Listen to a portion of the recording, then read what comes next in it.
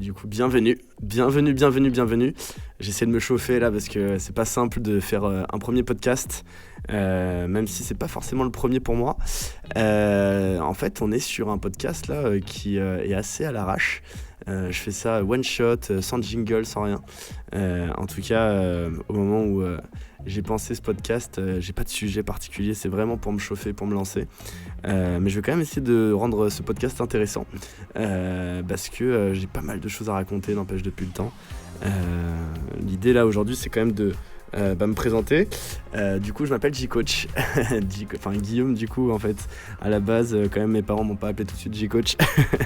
Et J-Coach, c'est devenu le nickname depuis un an pour mon statut de coach sportif qui essaye tant bien que mal de faire une différence par rapport à tout ce qui a existé jusqu'à présent. C'est vrai qu'on est beaucoup de coachs sportifs. Et en fait, ce qui se passe, c'est qu'aujourd'hui, j'ai l'impression que beaucoup de coachs sportifs partent sur l'explication scientifique de pourquoi c'est bien de manger du beurre de cacahuète à la place du Nutella. On t'explique qu'il y a des protéines dedans, que caloriquement, c'est des bonnes calories, etc. Et au final, on sait tous que c'est un peu comme dire à un fumeur, ouais, fumez-tu.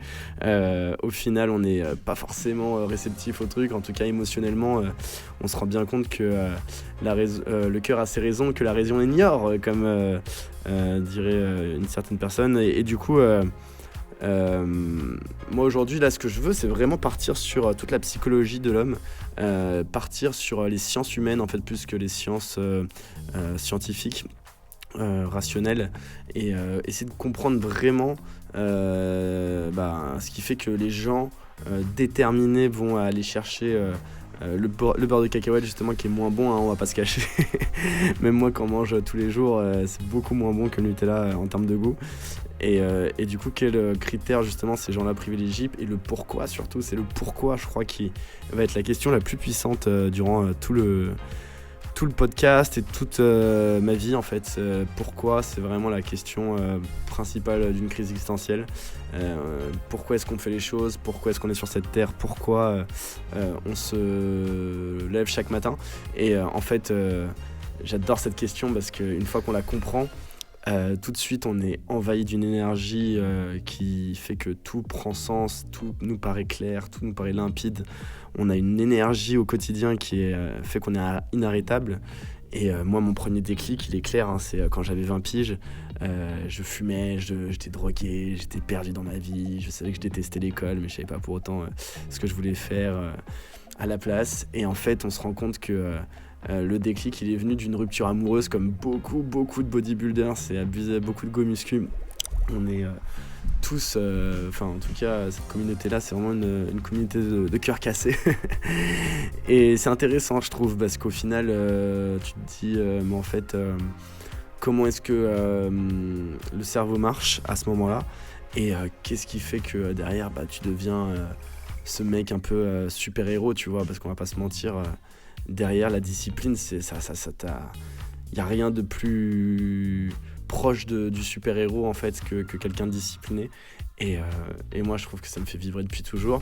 Et surtout, je crois que, en fait, je voulais pas ne faire que des conseils de comment faire les mouvements, comment faire, tu vois, comment dire, savoir justement quel ingrédient manger parce que c'est le plus sain, alors qu'on sait très bien que les gens vont derrière ne pas suivre le conseil parce qu'émotionnellement, ils ont pas leur pourquoi de très clair dans leur tête. Ils ont vraiment l'impression que leur vie va être moins bien s'ils mangent pas de Nutella et moins fun que si ils font que des trucs où ils se lèvent à 6h30 du matin, des Miracle Morning, après derrière ils font que du sport, ils font que de travailler, et ils laissent un peu aux oubliettes les trucs comme le tour du monde et des trucs comme une bière en terrasse, tu vois. C'est vrai que beaucoup de gens, quand ils font une crise existentielle, c'est ça qui se passe, en fait, c'est qu'ils partent faire le tour du monde, ils sont en rupture totale avec la discipline et avec les efforts en général. Et moi, je trouve ça ultra intéressant de comprendre, pour tous les gens qui font un burn-out, pour tous les gens qui, à l'inverse, se cherchent professionnellement, qu'est-ce qui fait qu'on est discipliné, qu'est-ce qui fait qu'on est qu'on est motivé et qu'on vibre en fait. C'est ça pour moi la vie, on est là pour vibrer. Et je comprends le mec qui me dit j'ai envie de faire le tour du monde pour vibrer, et je comprends le mec qui me dit j'ai envie de créer le prochain Apple, tu vois. Moi les deux me font vibrer, tu vois, comme projet. C'est juste qu'il y en a un, bah tu vibres un peu tous les jours, c'est-à-dire le tour du monde tous les jours c'est du kiff, et celui où tu crées Apple, bah tu t'en chies tous les jours. Et du coup les gens se disent des fois bah pourquoi me faire chier en fait à tous les jours pour au final avoir 1 ou 2 jours où je suis content dans ma vie une fois que c'est fini, quoi. Et moi j'appartiens à la deuxième catégorie, et c'est vrai que je me rends compte en fait aujourd'hui que je prends plus de plaisir à créer Apple et à travailler tous les jours qu'à faire le tour du monde et à bouffer des bières et du Nutella tous les jours.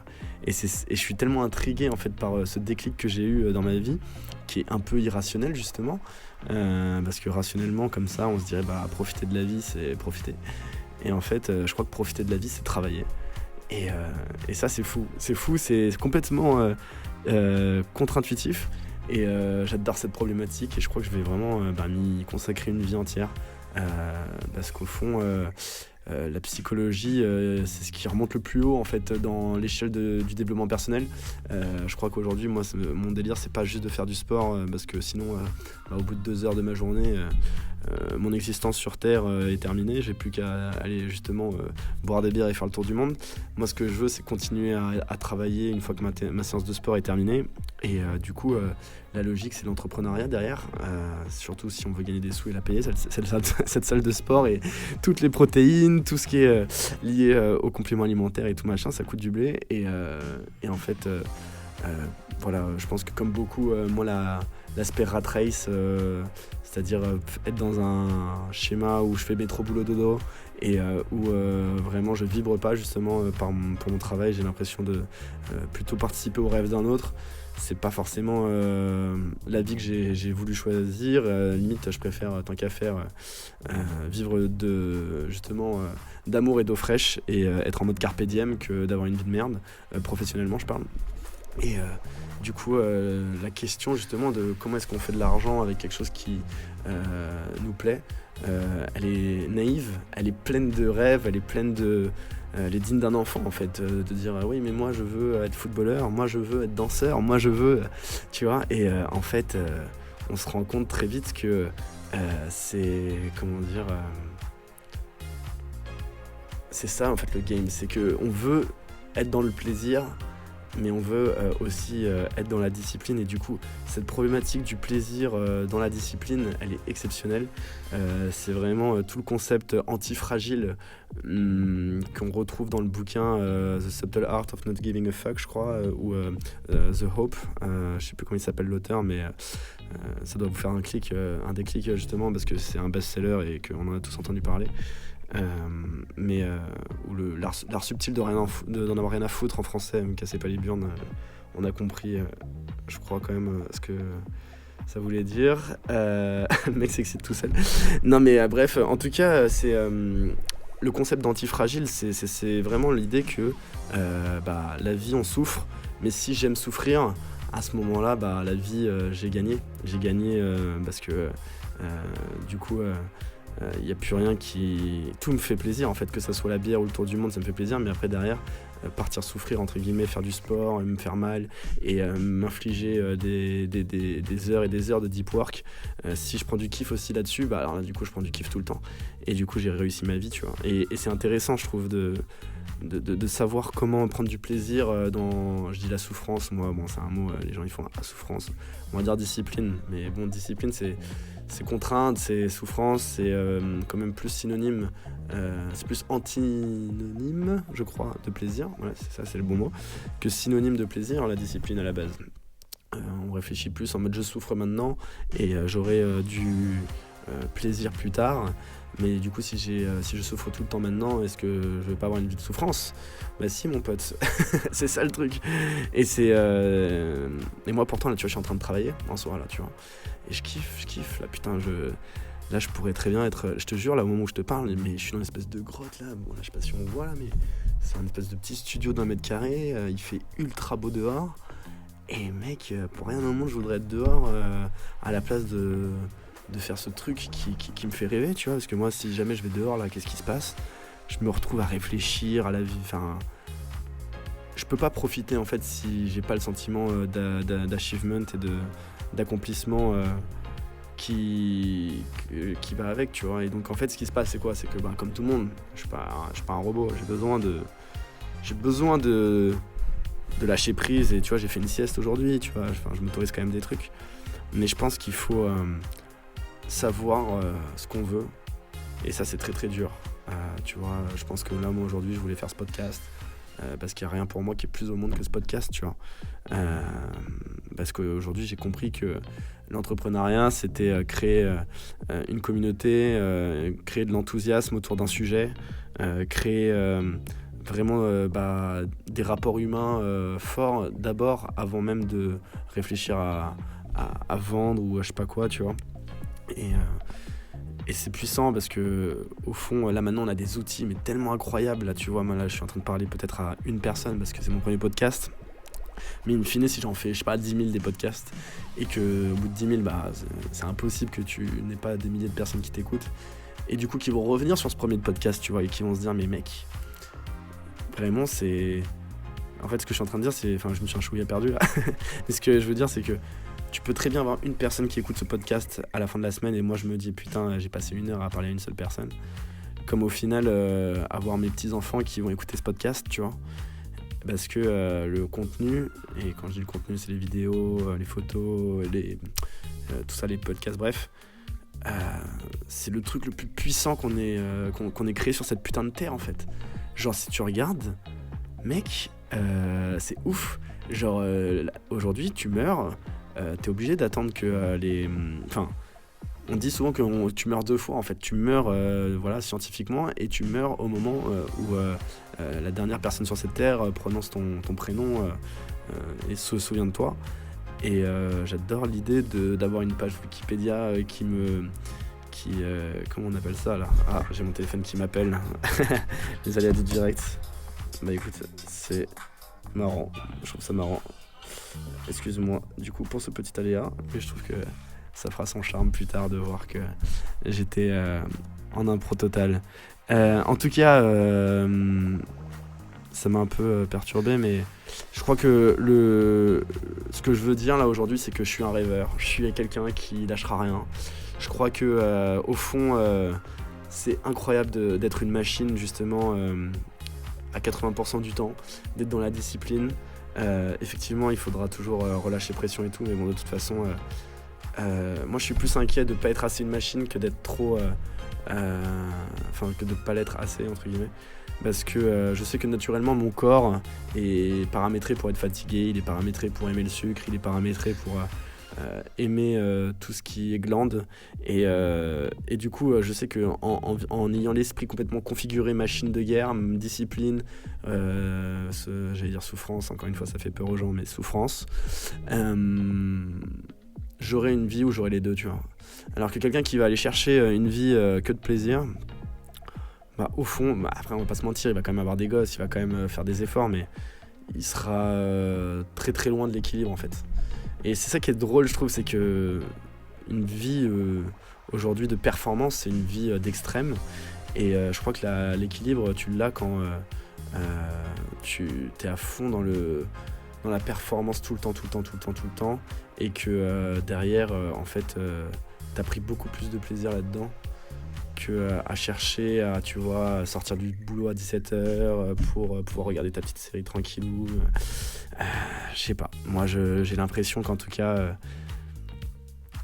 il y a des profils, hein. Je pense que ce que je raconte ça fait pas écho avec tout le monde, mais je sais que les gens qui sont comme moi, putain, ils se disent mais mec, mais tellement.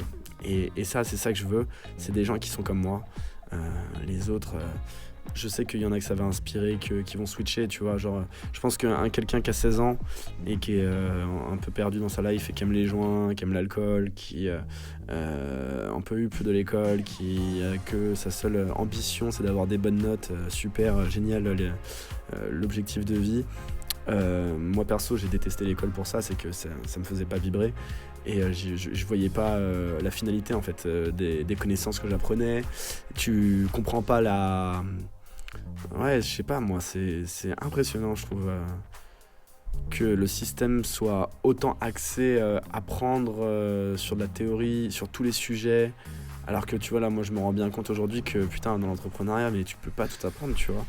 Et du coup, t'as besoin d'avoir un projet concret où t'es dans l'action et qu'au fur et à mesure des problématiques, tu vas sur Google, tu tapes comment faire une vidéo ou un podcast, tu vois. Tu vas pas commencer à apprendre comment écrire un livre si au final tu vas jamais écrire un livre. Et si un jour tu as envie d'écrire un livre, et bah, tu apprendras sur le tas, tu vois, au fur et à mesure, et tu retiendras beaucoup mieux en faisant un jour j'écris, un jour je me forme, un jour j'écris, un jour je me forme, qu'en l'apprenant à 16 ans et en ouvrant ta page blanche à 50 ans parce que tu as envie d'écrire ta biographie, tu vois. J'ai pas du tout compris, moi, le concept de l'école. Vraiment, c'est... En fait, ce qui me rassure, c'est qu'on a toujours l'impression de vivre à un moment de l'humanité qui est ultra avancé, vu qu'on est toujours au moment où tout a été créé, que tu sois né en 1800, où t'as l'impression d'être déjà en mode trop... Waouh, la technologie en 1800, incroyable. Où, tu vois, t'as toujours l'impression de vivre au moment où l'humanité a compris le plus de choses, mais en fait, je suis sûr que l'humanité va vivre tellement longtemps qu'au final, on était au tout début, rien d'internet, ça n'existait pas il y a 20 ans. C'est impressionnant que, en fait, peut-être que là, on est au tout début, enfin, peut-être qu'on est à une époque qui paraîtra aussi précaire que le Moyen-Âge pour des gens très très loin dans le futur. Et ça va être... je sais même pas, j'ai pas de chute là, putain merde, je l'ai perdu en route. Non mais c'est ce que je veux dire, c'est que l'école, ah oui voilà, l'école c'est quelque chose pour moi qui est du niveau du Moyen-Âge, voilà. Et que c'est pas quelque chose qui va perdurer, c'est mort. Genre avec internet, il y a aucune chance. Il y a aucune chance. Je pense qu'il faut juste que t'as des entrepreneurs un peu comme moi, un peu fous qui arrivent à... Ou comme... voilà, je me mets pas au même niveau, hein, mais c'est encore là j'ai pris le mastodonte, mais Elon Musk, moi mon rêve, il arrive, il pète tout, il prend une école, laisse tomber, t'apprends en étant debout, quoi, déjà, tu vois. Ce serait déjà incroyable, putain, d'être actif, quoi. Donc voilà, j'ai pas trop envie de faire un podcast ultra long. Je pourrais parler longtemps, mais tu vois là, par exemple, là j'ai la caméra, voilà. La caméra vient de se relancer, mais je me rends compte que la caméra est paramétrée sur 20 minutes de vidéo et c'est con, c'est dommage. Mais c'est marrant que je l'ai vu et que je l'ai corrigé assez vite. Mais du coup voilà, le portable, la prochaine fois on l'éteindra. La caméra, on mettra le paramètre sur très longtemps pour pas qu'il coupe tout seul. Mais dans l'ensemble, je suis content de ce que j'ai raconté, tu vois. J'ai vraiment posé mes fesses en mode bon, allez go, parle et on verra. Et ça marche plutôt bien. Donc je pense qu'on va rester là-dessus. Un podcast spontané.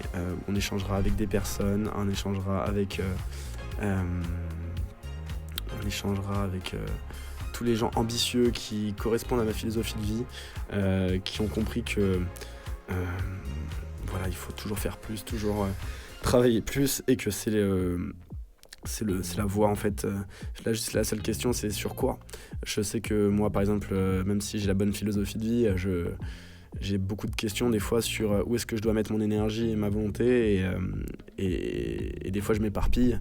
Mais une fois que c'est très clair dans ta tête que tu vois, il faut faire des podcasts toute la journée parce que c'est plus important que rien, que tout. Voilà, à ce moment-là, du coup, t'es porté en fait. Moi, c'est ce qui s'est passé pendant 5 ans. J'avais qu'une seule, la chose la plus importante pour moi, c'était d'aller à la salle de sport et faire du muscle. Et c'était incroyable de pas me poser de questions, genre de toutes les possibilités de l'humanité, toutes les choses qu'il y a à faire sur cette terre. Pour moi, c'était ça le plus important, c'était évident. Et c'est ça que je pense que les gens en crise existentielle rêvent d'avoir, c'est une to-do list où il y a un seul truc à faire. Mais ce truc, si tu le fais tous les jours comme un malade, ça change ta vie et tu vibres. Et tu vois ton corps changer, tu vois ton compte en bancaire monter, tu vois machin. Et c'est là où ça devient dur, par contre, c'est quand tu veux les tout, quoi.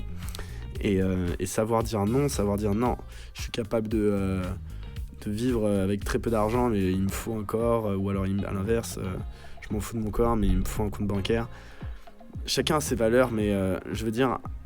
Le fait de pas tout vouloir et d'avoir ses priorités très hiérarchisées, c'est incroyable, je trouve. Et après, je suis conscient que ça bouge. Hein. Je suis conscient que ça bouge et c'est pour ça que la seule chose qui change pas dans la vie, c'est le changement. Et ça, j'aime beaucoup cette phrase. Parce qu'au fond, du coup, la question justement, c'est que le jour où je fais ma petite crise existentielle sur vas-y, les podcasts ça sert à rien, qu'est-ce que je fais à la place? Et bah, que j'aurais tellement compris la psychologie humaine, j'aurais tellement compris mon histoire, j'aurais tellement compris mon passé, j'aurais tellement fait d'introspection et de développement perso, qu'au fond, j'aurais toujours un petit peu l'instinct aiguisé sur ces sujets-là. Et je passerai pas 100 ans à être dans mon lit, en train de regarder le ciel, à me dire mais qui suis-je? L'enfer quoi. C'est bon, j'ai donné, tout le monde a donné, là c'est vas-y, là on n'a pas le time, on a une vie à réussir et go quoi. Donc allons sur ce sujet de la discipline analysé à travers la psychologie, allons à travers la passion, tout ce qui est enthousiasme, voilà, je veux que des jours avec cette énergie-là et j'espère vraiment la communiquer à un maximum de gens. J'espère vraiment que ce podcast va devenir quelque chose mais de puissant et que vraiment des fois on se rend pas compte les chiffres, tu vois, moi je réfléchis toujours en mode ouais je veux des milliers et des milliers de personnes. Si déjà j'ai mes amis qui m'écoutent, qui ont pour moi plus d'estime que tout le reste de la terre entière, et que j'arrive à en donner à quelques-uns des élans de ouais putain mais go quoi, merde. Après ce que je sais c'est que là si mon meilleur ami Oren, mon meilleur ami Alexis m'écoutaient, eux ils se diraient ouais grave, mais ils sauraient pas pour autant où mettre leur énergie. Donc il y en a un qui va partir dans la muscu à fond parce que professionnellement il sait pas trop ce qu'il veut. Pareil pour Alexis, je sais que c'est ambiance je veux sauver la planète mais j'aime bien l'argent, ce qu'on peut comprendre en vrai, parce que nous tous on aime tous l'argent et on veut tous sauver la planète, mais lui il veut vraiment sauver la planète. Donc comment savoir si il faut faire que de sauver des ours et de bouffer des pâtes ou c'est pas évident, parce que après du coup quand tu commences à vouloir les deux, tu fais un petit peu l'un, un petit peu l'autre. Deux ça va encore, mais si tu veux encore après gérer ta famille, tu veux gérer tes amis, tu veux commencer, et là ça part en vrille. Et c'est très très dur, de fermer des catégories de ce qui fait qu'une vie est remplie en fait. Tu vois, genre vraiment d'arriver sur des sujets comme la famille, les amis, dire non je sors pas ce soir parce que j'ai mon projet, je vais à la salle. Il y a toujours un moment où dans la vie tu fais vas-y c'est quoi cette vie de merde, tu vois, pourquoi est-ce que je me mets autant de pression. Et souvent la réponse c'est l'ego, hein. C'est moi là à ce moment là putain j'ai l'impression d'avoir 28 ans et d'être tellement perdu dans ma vie professionnellement.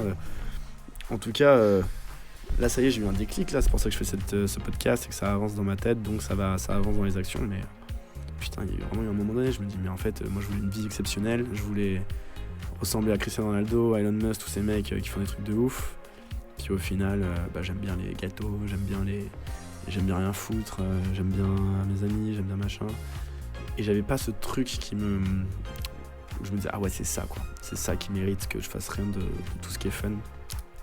Et là aujourd'hui en fait ça y est, je l'ai compris, moi c'est encore une fois on meurt 2 fois sur cette terre et c'est cet impact que je veux avoir sur l'humanité qui mérite que je sorte pas le vendredi soir, qui mérite que ma famille soit peut-être un peu en pause par moment, tu vois. Je pense que le don du sacrifice il peut être incroyable. Je pense que être égoïste comme ça en fait ça peut être la chose la plus altruiste que tu puisses faire. Si t'es vraiment dans quelque chose où tu donnes ta vie pour l'humanité, c'est trop beau en fait, c'est trop beau et je pense qu'au fond c'est la plus belle vie et la plus fun que tu puisses avoir, parce que les gens vont s'attacher à toi et les relations, on le sait tous,